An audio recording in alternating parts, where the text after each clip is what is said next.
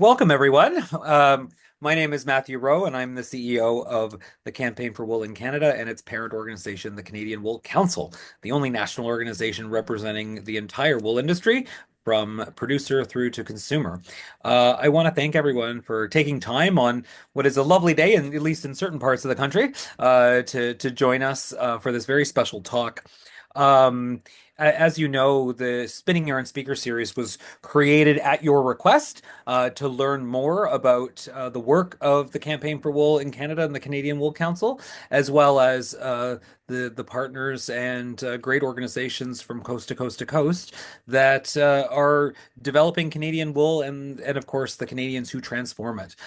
This is all part of our mission to add value to our clip, to create new opportunities for our businesses and our fiber, and to just remind everyone, it's sort of in accordance with the mission of the Campaign for Wool globally, just the incredible technical, sustainable, natural qualities of wool and why they should be choosing natural fibers wherever they can.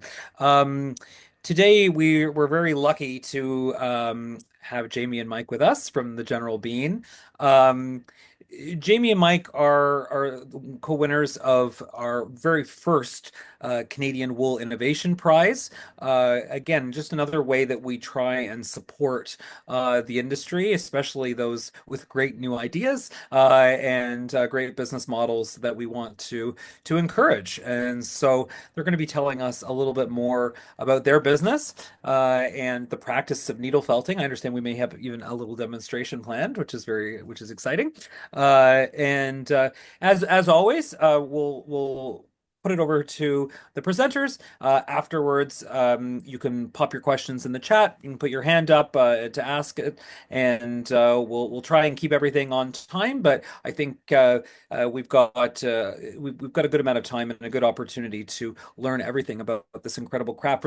For before I hand it over, you may recall we've done some dalliances into needle felting. I know I've done a workshop myself with the which I was trying to find it to show you today to see if you would be proud of my efforts. But it was we did with our partners at Creative Matters a little needle felting workshop, and I did one that was sort of based on the arms of the Prince of Wales, but it was using brightly colored yarn. But I think for an hour workshop, it turned out okay. But what you do turns out a lot more than okay. But then I think what's amazing about your business is you also make it easy for people to create beautiful pieces without not a lot of experience.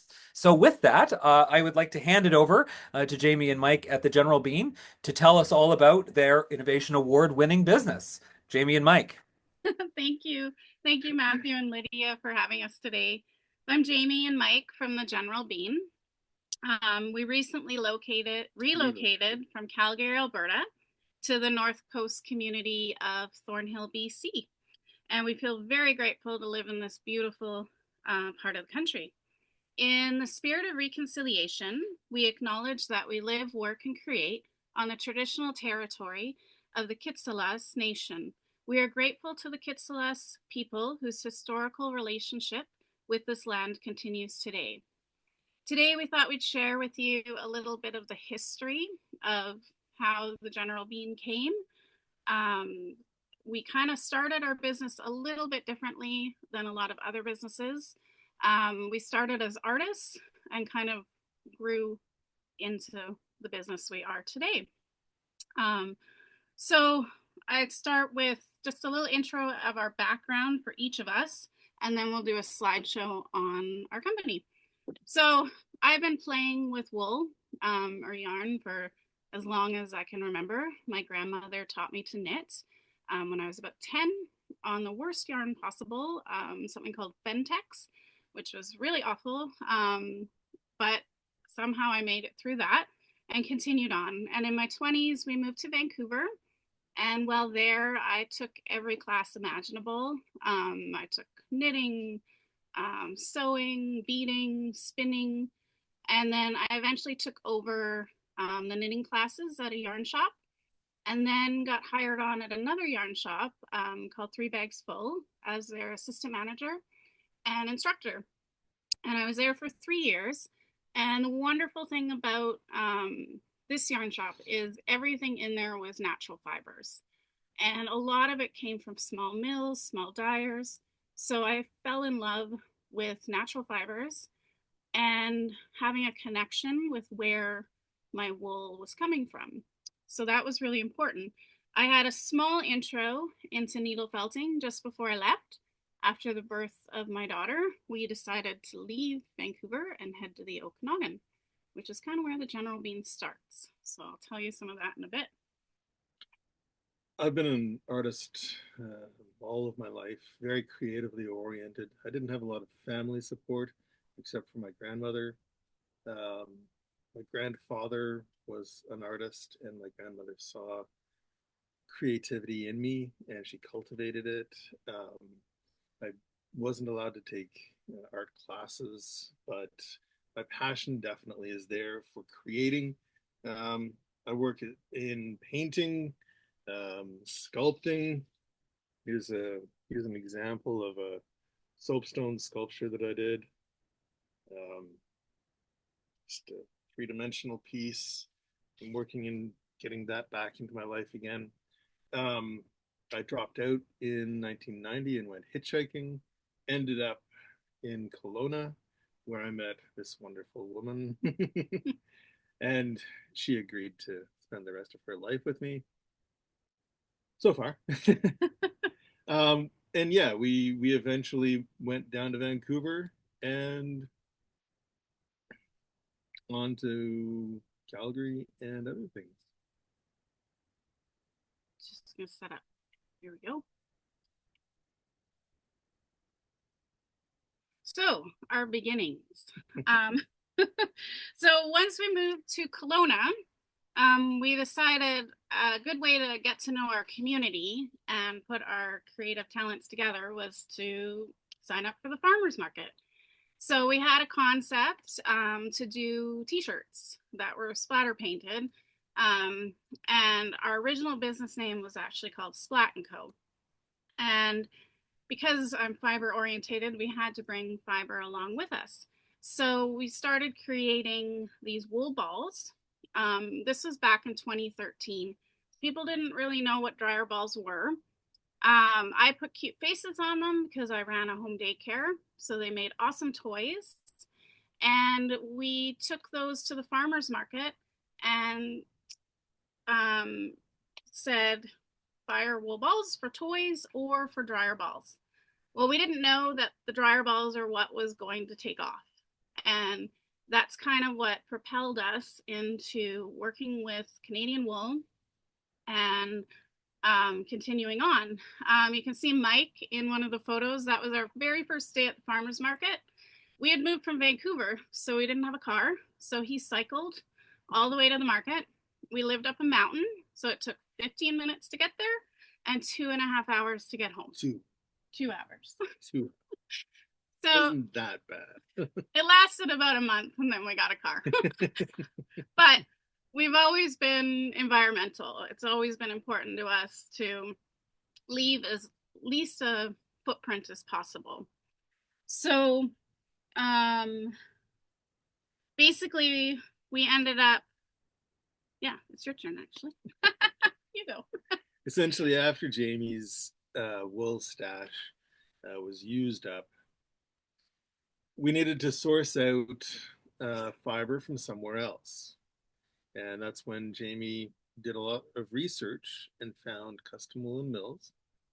Um, so because we wanted to have a Canadian brand, we also wanted to have local, and custom woolen mills processes wool that they source from Western Canadian producers. So technically, that's from Vancouver Island all the way to the Manitoba border, but it's predominantly Alberta and Saskatchewan. And it's a medium-sized mill, and they're minimally processing their wool, which means that they don't have a ton of harsh chemicals. They don't really use chemicals except for the dyes. So it's a all around. It's not just great Canadian wool, but it's minimally processed, so it's good for the environment all around. And it's kind of fun. They use vintage equipment from the 1800s. So it's a bit of a working museum. So if you're ever in the Carstairs, Alberta area, I highly recommend going for a little tour. The people there are lovely. And that's where most of our wool comes from. Probably about 98% of our wool comes directly from the mill. And then we buy directly from small farmers, fleeces that I wash up and use for like gnome beards and stuff. So if we need locks, then we buy directly from the farmers. By 2017, actually, I should have one more. There we go. This was our very first order from the mill. So it was quite a small order. And my daughter there, she was little then. Her name is Sabina, which we call Bean. So that's kind of where our name comes from, is because she was with us right from the beginning of our little business. And she thought the 10-pound bags made a great little seat to sit on.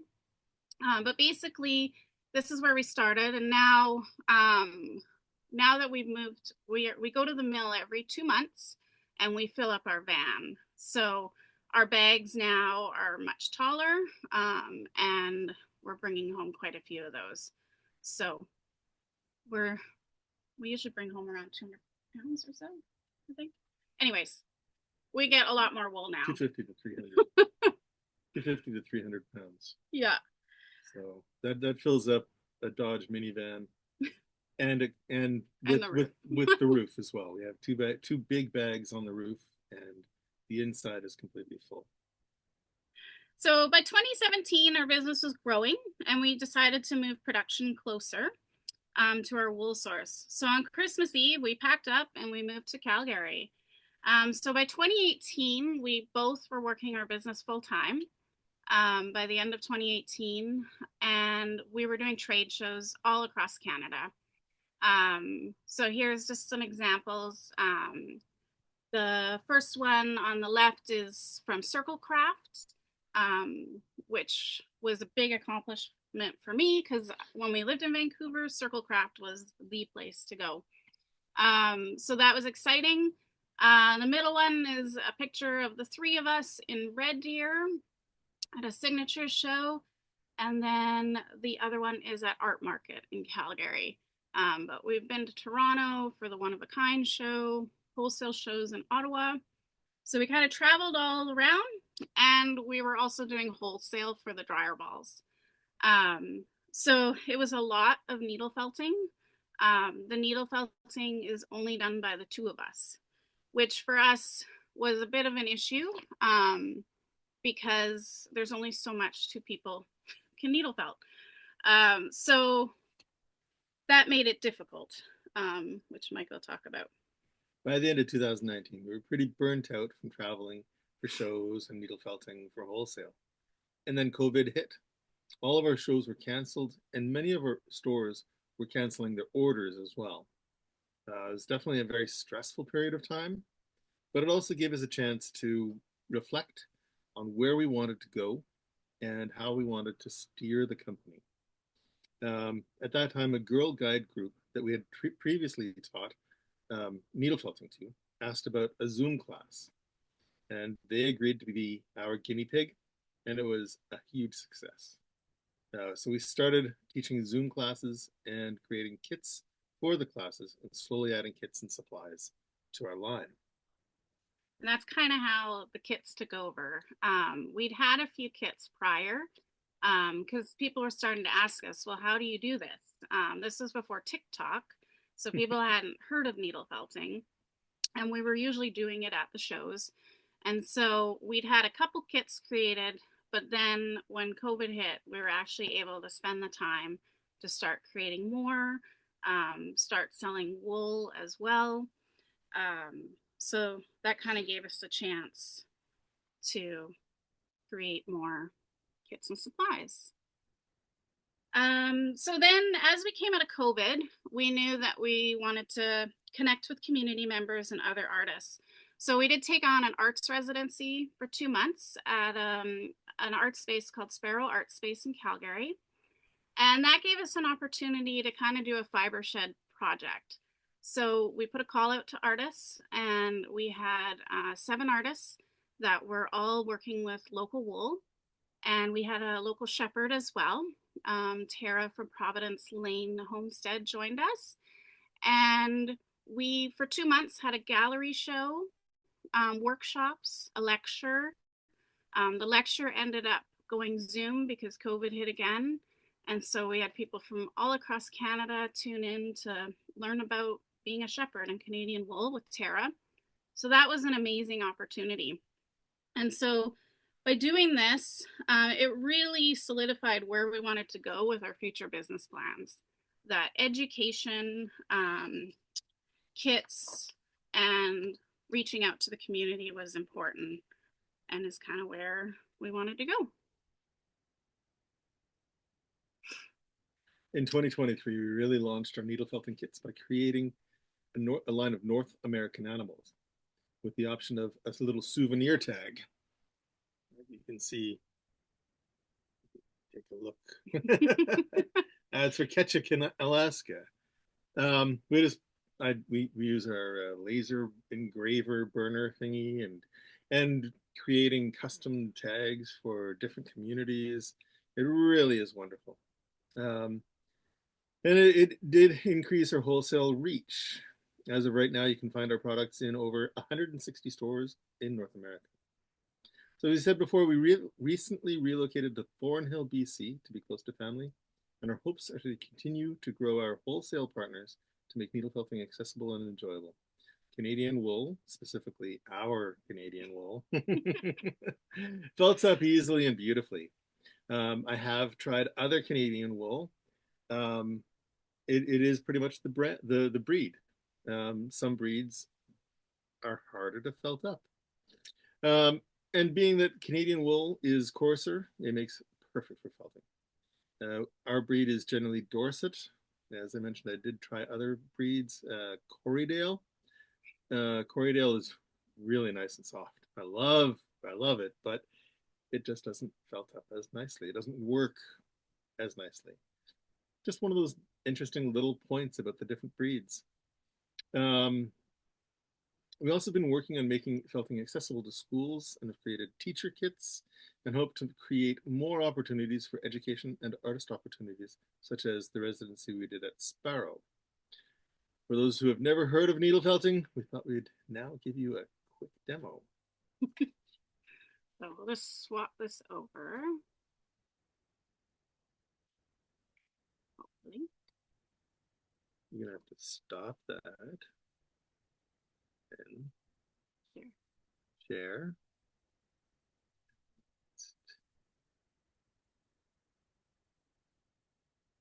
Share.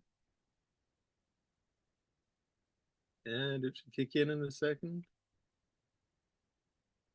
There we go. Awesome. All right. So what we thought we would do today is a little visible mending tutorial. We actually do most of our stuff 3D, but you can also do 2D. So you can create pictures, like painting with wool, it's called. But it's also great for visible mending. So if you get a hole in your sweater and you don't feel like Kitchenering it or mending it, you could do some fun little embellishments with needle felting. So you can totally freehand, or you can use things like cookie cutters. We do a visible mending kit and we just have little stencils with it. So that works out. You do need to have a surface to work on. So we use either foam pads, or I actually use a wool pad that I sewed like a pillow. But you need to have a surface to work on. And the reason is the needles are quite brittle. So they're sharp on one end, and then they have all of these little barbs. And the barbs are what do the work for you.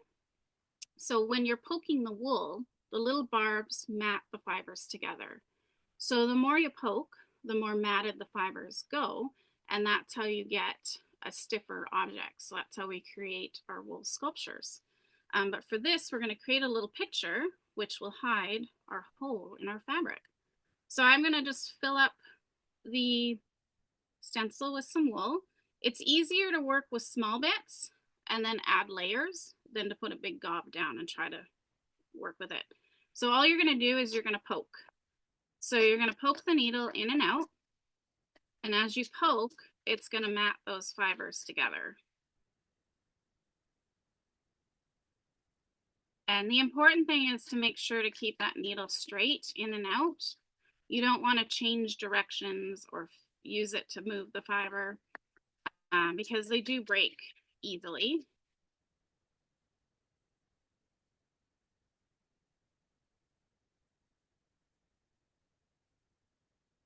So I'll usually add a couple layers.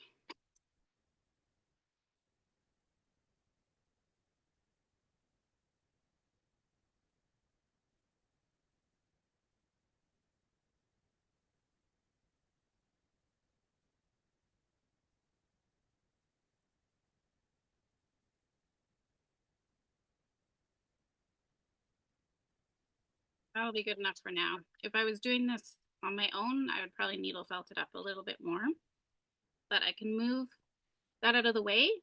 If you need to clean it up a little, I'm gonna go along the sides. And then what's gonna happen is it's gonna have stuck to your pad. So you're gonna very gently pull it off the pad. And then what I do, that's what it looks like, is I flip it over and I do the same thing on the other side to cover up the hole. You do want to keep in mind if you make it really thick, you're going to have a very thick patch. So you want to put enough wool that you're covering everything, but not too much that it's super thick. And when I'm doing stuff like sweaters, I just stuff the pad in between the sleeve, and then that way your sleeves don't stick together.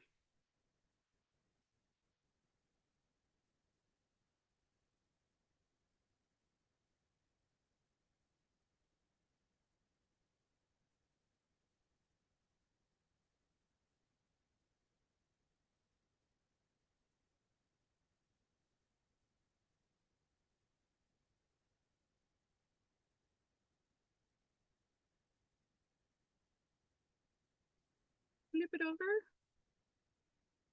And then if it's a little poofy, you can just come in at an angle instead of straight up and down. If you come in at an angle, it's not going to stick back to the pad. And you can just clean it up.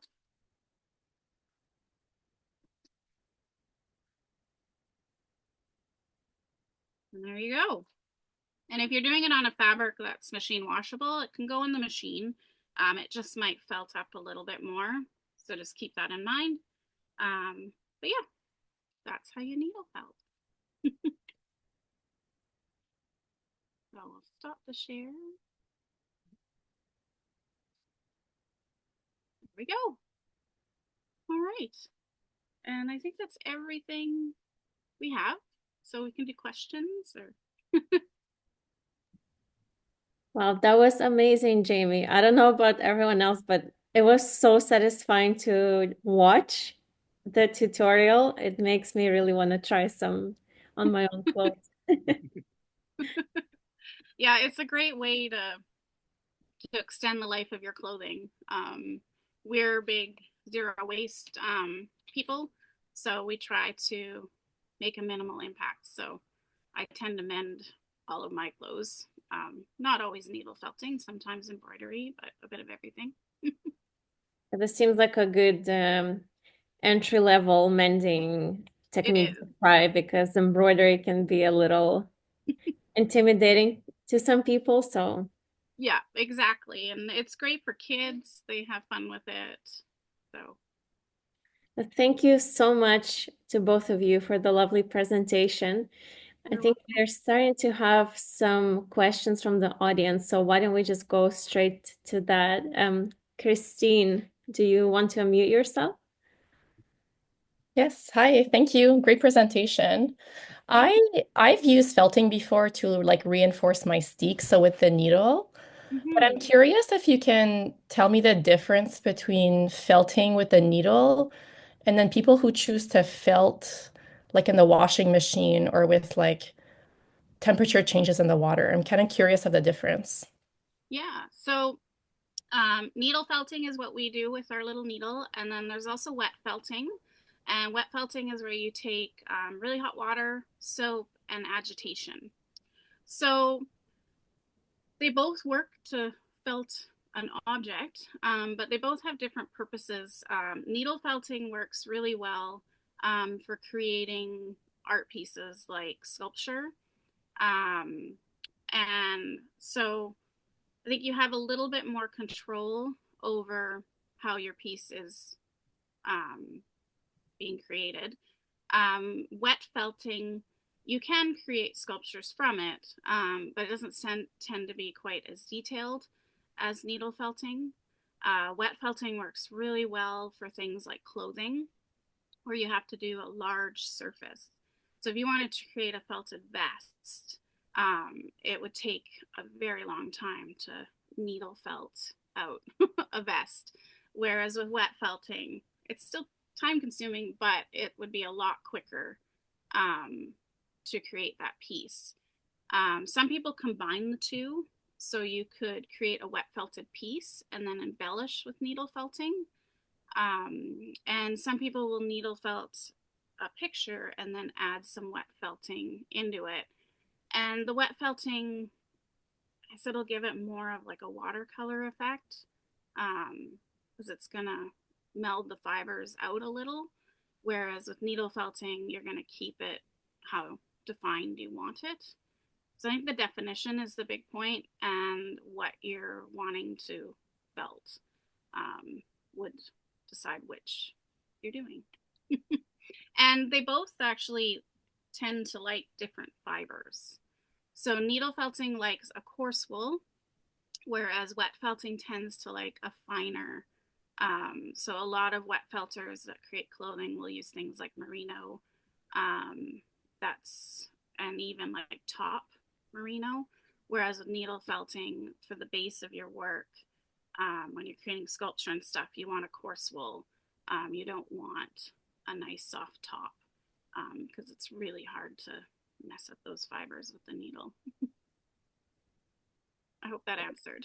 Yes, very much. Thank you so much. You're welcome. Thanks, Christine. We've prepared some questions ahead of time, but in the meantime, if anyone else would like to ask their question, either by unmuting yourself or feel free to drop your questions in the chat. But in the meantime, Jamie, I had some questions maybe a little bit more broadly about building your business around Canadian wool. It was really wonderful to hear how you were able to grow your company so organically and follow the positive feedback you've received from your customers.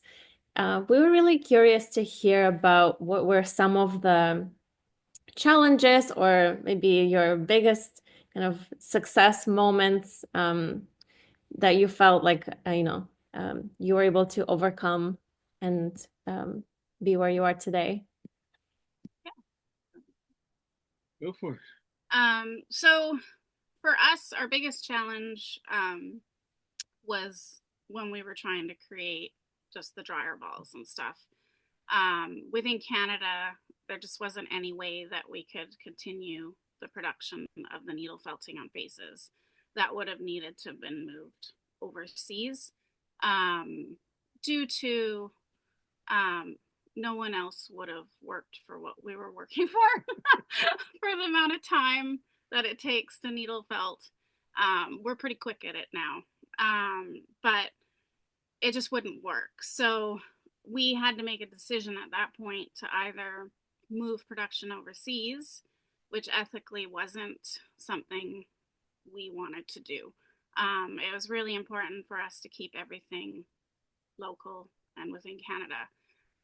So that was a tough one when we hit 2019 and realized we have to make a choice. If we continue at the rate we're going, we're going to be completely burnt out. So production was difficult for that. And that's where the kits have been a lifesaver. Those kits, we can hire people to help. No problem. So being able to do that, switch basically saved us.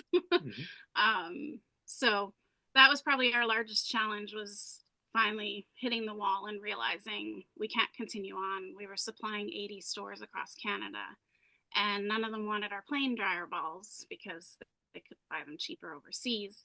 They wanted patterned, and we just couldn't keep up with the demand. Sometimes we get an order for 300 patterned dryer balls, and it would take us close to a month just to make those dryer balls. And at the end of it, we're just like, I don't want to see another one. So that was definitely a challenge, Mhm. our biggest challenge. And then with the kits so far, we haven't had any challenges. So we've been lucky that way. Yeah. Yeah. That was our biggest. For us, we kind of had 3 points in our business where we were like Proud. Pride Moments. Yeah, the first was within that first year. We applied to a large trade show in Vancouver called Make It, and we got in. And that was like a big accomplishment, to come from just doing the farmers market in the Okanagan to getting to go and do the big show. And then when we got into Circle Craft, for me, that was a big moment of success as an artist, because Circle Craft it's at the top level of craft shows in Canada. And then our third one was our recent winning of the Wool Innovation Prize. That was pretty amazing. So those are kind of our 3 points of success along the way. Yeah, this is so wonderful. I think some of the things that stood out to me is that it's so amazing that you are now able to also provide a bit of employment in your community, right, for the assembly of the kits. And of course, we would love to highlight again that we were really happy to make you one of the co-winners of the first ever Canadian Wool Innovation Prize. And we've received so many amazing applications, but yours really stood out because of its inventiveness and the focus on education that, of course, is really, really important for us as well at the Canadian Wool Council. So to move on to some of the questions we have in the chat, Sandra was wondering, so do you still sell the dryer balls wholesale, or is that just you've outgrown that side of the business? We do. So for now, any new retailers, we sell our plain dryer balls. Because with the plain ones, if we need help, we can get help. It was the pattern ones that. So we currently, any of our retailers that we were supplying for the last 5-10 years, we still make them for them, but we don't take any new clients for the patterned ones. But the plain ones, we do wholesale, and we do have stores across Canada that are carrying them. And I think with the whole tariff situation right now, we've started getting a lot more inquiries into the plain dryer balls. So they've kind of had a bit of a boost in the last few months, I think. We got a few new retailers, so we might be making a lot of plain dryer balls this year. But we still, we have an order for, I think, a couple hundred patterned right now. We also make little car diffusers that we needle felt. There are blanks over there. Yeah, that's boring. Okay. We don't have any around. So those we do still needle felt, and we do wholesale them. And they're little cute faces, and they go in a clip, and they sit on the vent of your car, and then you add essential oils. So those we still sell wholesale. We'll see how long we can continue. Okay. I think we have an order for 180 right now, so that's all we'll be doing this week is needle felting. But yeah. That's amazing. And especially with the car diffusers, it's one of those things that they're only really toxic products on the market. If you go to a gas station, there's really nothing ever that you want to have around yourself. So I hope this product also takes off for you. Now there's a question from Haley. I don't know how much you want to give away from your trade secrets, but they were wondering how do you even make a needle felted dryer ball? Is it kind of like an industrial process? Are you completely making them by hand still? Yeah, we do make them by hand, but you can needle felt a whole dryer ball, and that's totally possible. We sell kits to do your own that way. But for production wise, there's no way. It takes a couple hours probably to create a big ball. We use 50 grams of wool. So our balls, they're quite big. They're bigger than the ones that you get from China or Nepal. Nepal. So we actually do a two-step process. So we needle felt them and then we actually wet felt them in a washing machine. So it's got a bit of hand and a bit of industrial. So that we can make them available. If we needle felted them all, they would cost a lot of money. So For sure. Christine is also wondering, is there any seasonality to your business? there is. So we tend to be busy from the fall. We start to pick up mid-August, and then, especially with wholesale, they're starting to order for fall. And then we're very busy up until around now. At the moment, we get wholesale orders for stores that are souvenir towns. So a lot of Alaska orders, orders out to the East Coast. And then as we head in further away from spring, it slows down. July tends to be our slowest month before we pick up again. So we usually spend the summertime doing more fun things like festivals, music festivals and stuff. We'll set up and sell. The kids love it because they come and they buy it. They bring all their change and buy. I sell 5-gram bits of wool and they spend the whole time needle felting while their parents enjoy the music. I'm also a natural dyer, so we'll sell things like scarves and socks and stuff. Because people go to the festivals in sandals and then night comes and their feet get cold. So we kind of have a bit more fun in the summer. A bit. Yeah. And we have our own side projects. We have an art project we're doing in Calgary as well. So keeps us pretty busy. Yeah. So to piggyback off of your point around how children find it really fun to interact with wool in that way, it's really wonderful to see that there's such a big education component in your business, both from clothing repair to learning about natural fibers and even about local animals. Like there's so many different educational areas that it connects with. But what would you say, in your opinion, is kind of the main point around wool that kids connect with in your experience?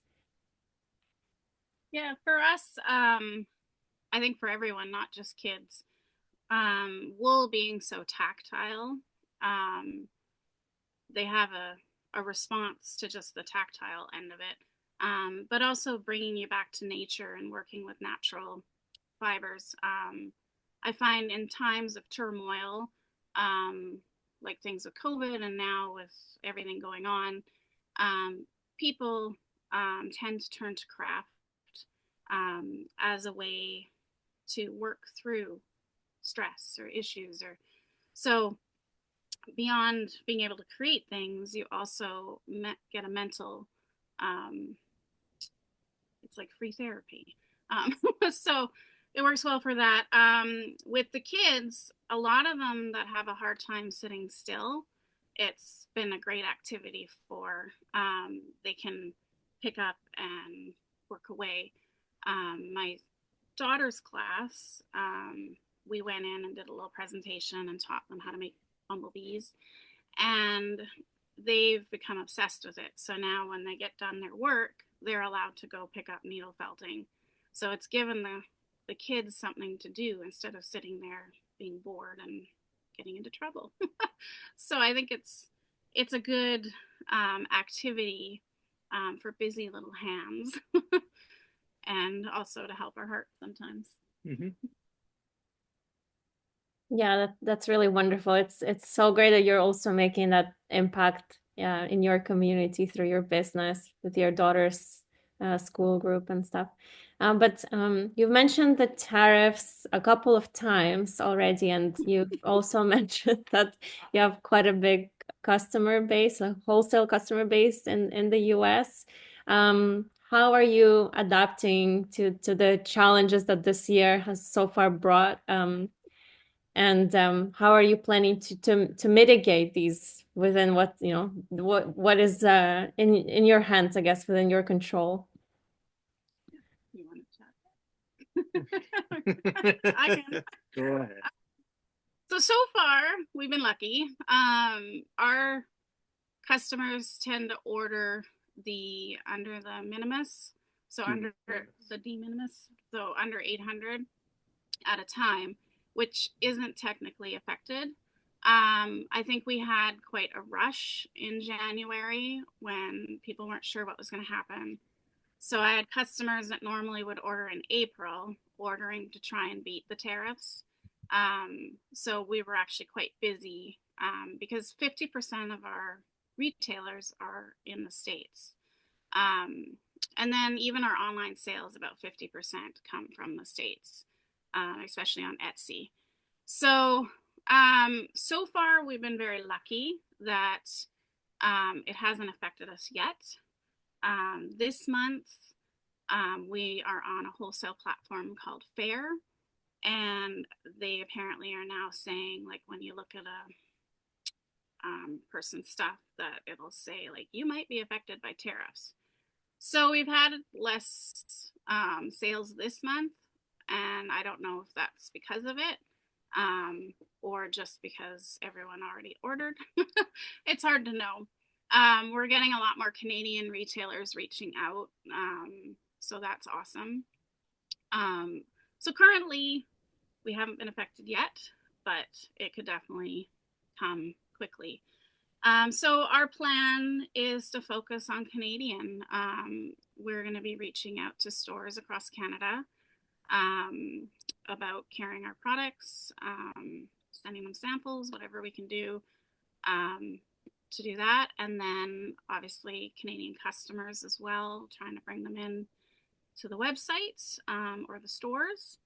And then focusing on really building up our school kits, because we do teacher kits, or teachers can order a bundle. So focusing on getting that out. And then the education end of it, we eventually want to create an online school and a book. So those are kind of our goals, and hopefully we can push that to the Canadians and keep our Canadian economy going. That's wonderful. It sounds like you've got lots of things in the pipeline to keep you busy. So let's stay positive, I guess. And you know, we were talking even before the webinar officially kicked off, but the fact that your business is seasonal, it gives you now a little bit of time to see how all the tariff craziness plays out, and hopefully the dust will settle by then. Hopefully. So maybe let's switch gears a little bit. We still have about 10 minutes left. So there are some more kind of practical or specific questions in the chat. So you've mentioned it a little bit already, but Aditya was curious about the micron of wool that you use in the different products. Is micron something that you have to pay attention to, or do you have some flexibility and it's really kind of breed based? Yeah, we haven't really paid attention to the micron. With needle felting, it's not quite like spinning where you really want to know exactly what you're working with. For us, it's just a coarse wool, and honestly, we have to get what we get. So our mill, it's not as big as an industrial mill, so it can only process so much. And Canadian, we only have so many sheep within Canada. We don't have mass amounts of sheep. I remember once Maddie, the owner, was telling me that Canada has the amount of sheep that's in the state of Montana, but we're spread across Canada. So we have less than 1 million, I believe. You guys probably know better than I. So there's only so much. And so that is one thing, we do tend to run out of our natural dark colors early in the year until the next shearing season. So I guess that's one challenge is luckily the mill has created some other colors for us to kind of mimic, so we can still use dark browns, but just not the natural. So yeah, for us, we just need a coarse wool, and the major breed in Canada is Dorset because it's a meat sheep. And if we can find a source, if we can provide a source for the wool, then that's going to help. Because currently, not everybody processes their wool. Some of them just burn it or compost it. So if we can find ways like the needle felting kits to use that wool, then we can get more of the farmers getting their wool out there. Yeah, it's actually one of the things that we've heard time and time again. I don't know how many times at different markets, people that know farmers or are farmers, they would come up to us and talk to us, and they would just tell us that yeah, we shear and then we just junk it because they don't get any money for their fleeces. And it's heartbreaking because there's so many wonderful uses for wool. And at the beginning, when we started the company, we did have an eye on advocacy a lot more. And through the years, obviously, we've had to focus more on the business end of things. We're hoping that now that we're here, we're actually going to be able to bring back advocacy to our platform. And for the different breeds, so all of our needle felting uses the Dorset breed. I used to do a lot of knitwear, and with that we would use it's kind of a mix between merino and rambouillet, and it's Canadian. And now, kind of on my own, when we do markets, if I have a chance, then I'll dye up some natural dyed wool, and that's what we'll use is the merino rambouillet. So if you see me at a market and I'm selling yarn, then it's that. But all the felting is Dorset. Yeah, that's wonderful. For sure, the advocacy component is so important, and it's definitely something we very much connect with, also the Canadian Wool Council. And it just shows such a beautiful application for that coarser wool, like you said, right, that tends to really go unnoticed. So hopefully it's also helping to overall change the perception of how beautiful the local wool is, right? And bring back that also consumer education, all right? It's not just the merino, even though it's so beautiful and useful, but the coarser wool is just as precious in a way. Yeah. Okay, maybe just one last question, then we'll leave a couple of minutes for Matthew to do some closing remarks. Haley had a question. So around the dryer balls, just to go back full circle to the dryer balls, are they good for life? Do you need to change them from time to time? We know the wool is compostable, but is there kind of like a life cycle limit to how long you can use the dryer balls for? That was one of our downfalls of our business. Yep. We created a dryer ball that was really well done. So we've had customers come back 10 years later and they're still using them. So with the process that we do, we've created it so it's sturdy. But it's not as rock hard as some of the ones from Canada or from China and stuff. But they're well felted. Yeah. So they're not loud. And they last for years, which was interesting with COVID because we walked away from the markets for a few years. When we came back to the markets the last couple of years, people came up and they're like, "Oh, I've bought yours," and they're still working. Like, what was the at one market university student? Yeah, at one market, I had two girls come and talk to me, and they're like, "I think I." They actually asked how long the dryer balls last because they bought dryer balls from somebody years ago. And then they started talking about, well, when did we actually buy them? Well, we bought them in first year. So that would have been our first year at that market. And that was 8 years prior to that point. And I told them, like, when we first started out, we said, oh, they're going to last 5 years. And then our dryer balls were at 5 years, and people were coming back to us and saying, my dryer balls are still fine. Do I have to replace them at 5 years? I'm like, no, they're probably going to last 7 years. We basically tell people that if they're not falling apart, then they're fine. If they're falling apart, rip them up and put them in the compost. Yeah. But if they're not, you can keep using them. Yep. If you get static, it's usually because you put some synthetics in with them. Just throw them in a pillowcase, elastic around the top, and give them a wash, and they're good to go again. Yeah. So they last a long time. Yeah. They might as well outlive people's electric dryers because the electronics quality has definitely. I've had people have to buy more because they accidentally left them in the dryer when they got a new dryer. So. That's funny.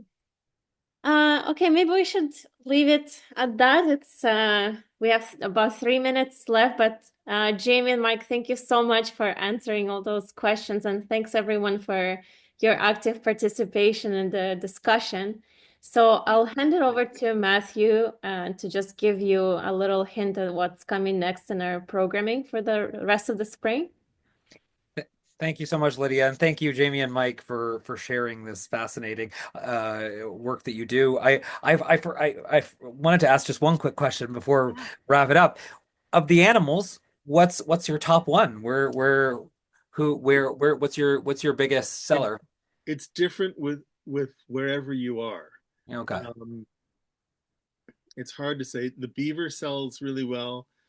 The moose, everybody loves the moose because it's got these big, huge antlers, and it's a big, chubby body of a moose with these arms that stick out. So everybody gravitates towards the moose, the beaver. The otter is a really popular one.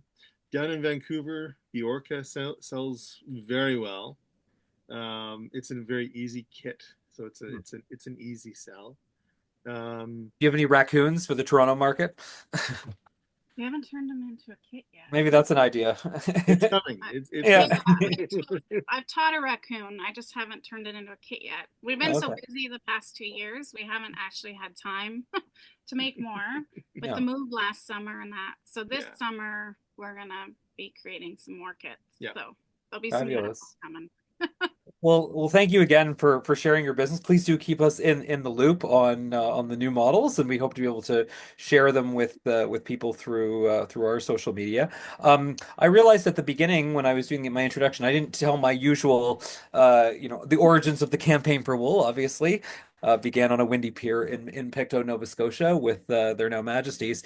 But because we're talking about needle felting, before I let everyone go, we have to share the obligatory picture of our art project from a few years ago from Rosemary Peliquin of Manitoba. This would be a slightly more advanced kit, but again, it just never hesitates to bring a smile to anyone who I show it to. It's like, that's made of wool, and so again, you can start off with the animals, and then this is what you can build up to in terms of, because that piece, of course, is completely wool. There's no frame or anything in that other than there's a rod that connects it to the base. But I thought I had to give some aspiration as well for the new needle felters that we've converted on this call to set your sights high in terms of where you can take this art form.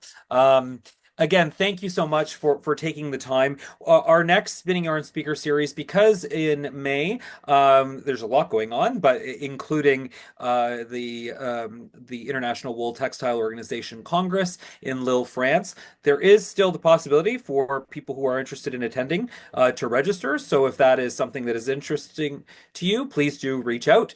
But we are very excited to announce that it's looking like we will have the largest Canadian delegation ever. at one of these global events. So that's encouraging on itself, and I think spurred on by what you said of we have a lot of companies and a lot of people in this industry who are looking at other markets and looking at ways of working with other parts of the wool ecosystem that maybe they haven't worked with in the past to get around some of the trade issues that we might be facing.